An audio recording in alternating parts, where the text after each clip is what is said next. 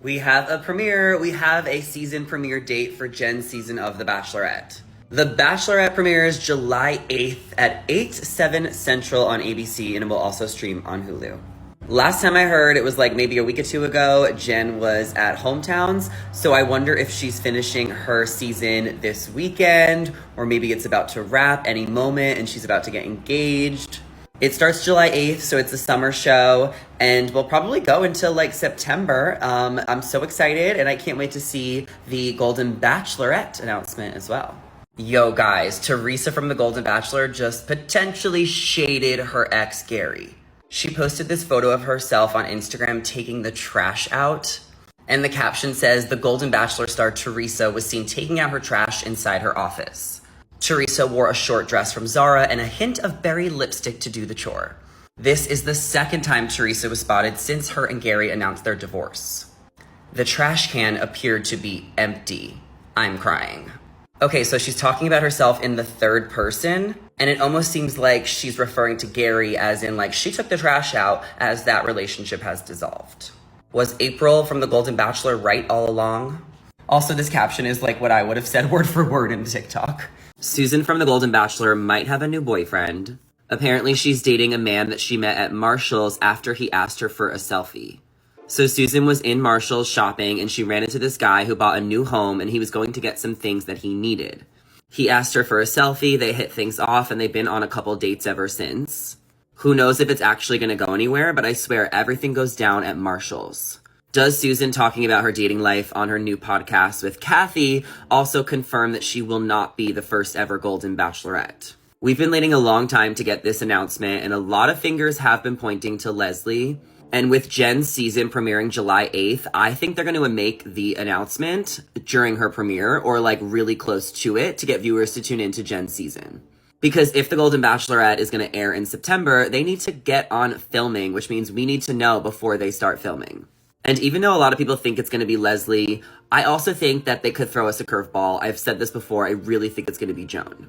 But if you go to the website for Golden Bachelor casting, you can apply to be the Golden Bachelorette, or you can also apply to be a contestant on the show, so they might not necessarily choose someone from Gary's season. So it turns out Exes, Rachel, Lindsay, and Bryan are still living together, ongoing their divorce. On December 31st of last year, Bryan announced that he was filing for divorce from Rachel after years of marriage. And the divorce is still ongoing as Bryan is seeking spousal support from Rachel so that he can move out of their shared home. According to documents, Bryan is seeking emergency spousal support to pay at least $75,000 for his legal fees. The chiropractor also alleges that Lindsay is using joint funds to pay personal expenses unrelated to the divorce. Bryan says, "Rachel and I are cohabiting in our family residence, but neither of us wants to continue to live together. Our current living situation is very awkward and strained. I want to move out of our family residence as soon as possible, but maintaining a standard of living is not financially feasible at this time." Rachel is claiming that the property is her property and that Bryan believes most of the payment for their home came from their shared funds. Rachel did end up opening up a little bit on her podcast, Higher Learning, about her split, saying that it is a difficult time. And Bryan did express that he moved multiple times for Rachel's career, which is where she was able to thrive as a media personality. However, it's important to note that Rachel did also move for Bryan's career, as she did live in Miami for a brief time before moving to LA. It's definitely kind of crazy to still be living with your ex, so hopefully they can sort things out. There is a hearing in July. So Chris Soules is detailing what it was like to run into his ex, Victoria Fuller, at Nick and Natalie's wedding. Chris and Victoria dated way back in 2020, and it was brief and only a few months, but it shook Bachelor Nation since they came from different seasons. And they both attended Nick and Natalie's wedding because Victoria was one of her maids of honor. And Chris Soules and Nick were actually both on Andy Dorfman's season of The Bachelorette. So Chris is still living on the farm in Iowa, and Victoria and Greg recently broke up, so people thought that maybe if they ran into each other at the wedding, something could have sparked again. It got some fans talking, so listen to what Chris had to say. It was good to see her, I don't know, it's always a little bit, I don't know that it's weird anymore in this world that we kind of live in, that I've got enough exes, and maturity is a level where I can handle that, she's a great person, and happy for what she's doing. And Chris said that he knew that she was going to be there, and it was good to see her, and it's not weird in this world anymore because everyone's basically dated each other. He continued to say that they talked a little bit at the wedding reception, and it was good. Who from Bachelor Nation is getting married next? Because I love seeing all these crossovers and reunions. So Nick and Natalie did a podcast recapping their wedding and shared all the highs and lows, including what went wrong on the big day. So Natalie was having a hairdresser come out that she was friends with as a guest, and she flew him out, put him up in a hotel, and they were really struggling to negotiate a price for the guy to do her hair, even though he also was a friend and she was paying for his expenses. This hairstylist ended up being not a good person because he was drunk, he was asking for drugs, and he refused to do Natalie's hair because he didn't think that he was getting paid enough.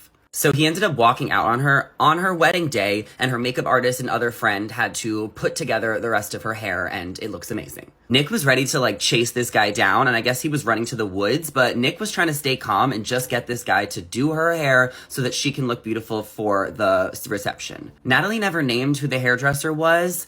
That's still a mystery, but wow, who does that to someone on their wedding day? Another thing that went wrong is they were leaving the next day to go to Turks and Caicos for their honeymoon. And when they got there, they weren't able to go into the country because I guess Natalie's passport had a page ripped.